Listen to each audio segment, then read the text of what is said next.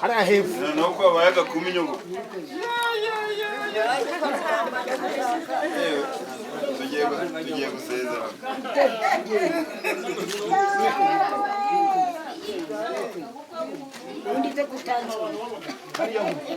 usigaye isuku wabaye muremure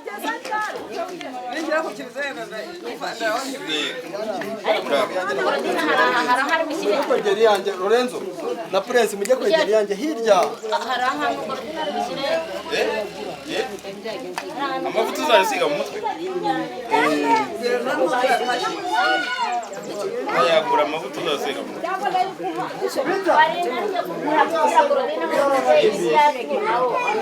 ntabwo kureba warahumye noneho nzakujyana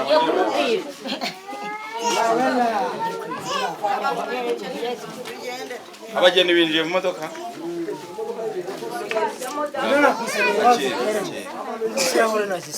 yego ujya mu modoka aho kugenda mwe bagenda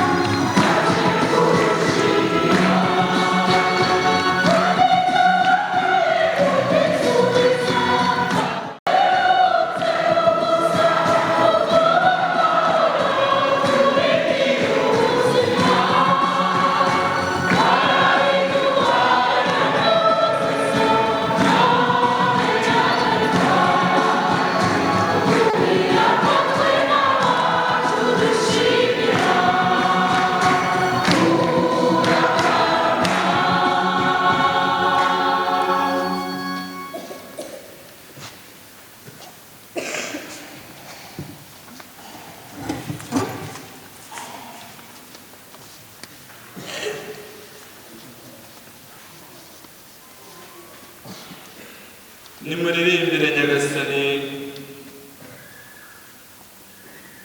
mumucurangire mu mitima yanyu,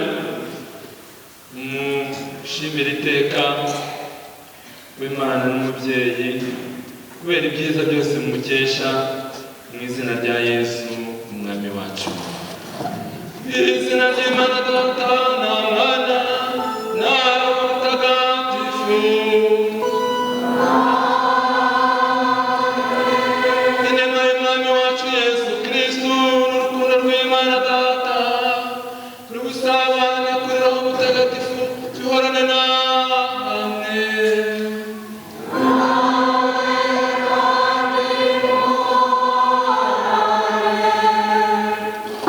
Bakristo bavandimwe,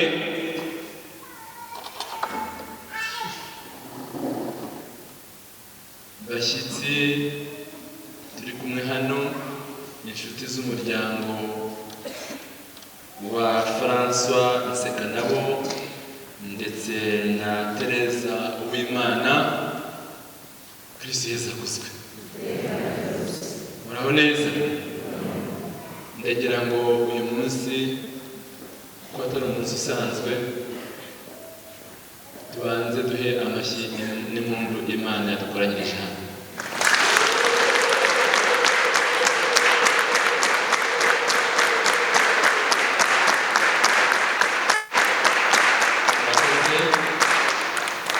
Ndagira ngo kandi dushimire François na Teresa, nabo badutumiye kugira ngo tuze dusangire ibyishimo uyu munsi Nyagasani yabageneye, umunsi utazibagirana mu mateka y'ubuzima bwawe.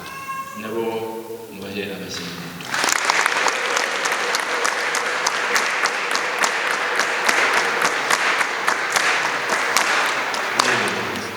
Ntabwo ngo kandi natwe mutubere urugero rwiza dukwiye gukurikiza igihe Nyagasani azaba bidushoboje. Imyaka 50 ntabwo ari ubusa, ndetse abenshi muri hano ntayo tugira, nanjye uhagaze aha ntayo ndagira, ariko bayimaze babana, basangiye ibyiza, basangiye n'ibibazo, ariko babihuriza hamwe, none imyaka 50 irashize. Ntabwo ari ikintu cyoroshye, ntabwo ari ibintu bisanzwe.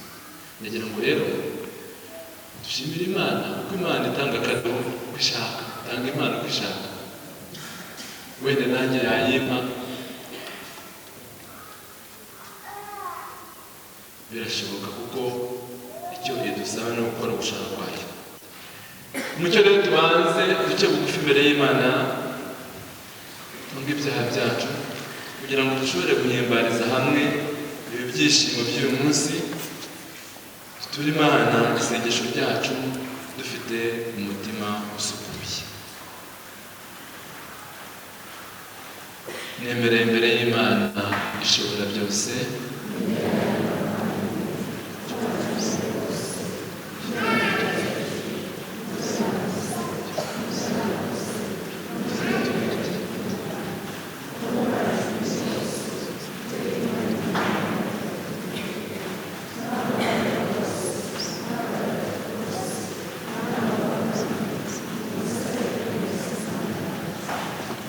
ishobora byose nitore dukize ibyaha byacu, maze tugeze mu bugingo bw'iteka.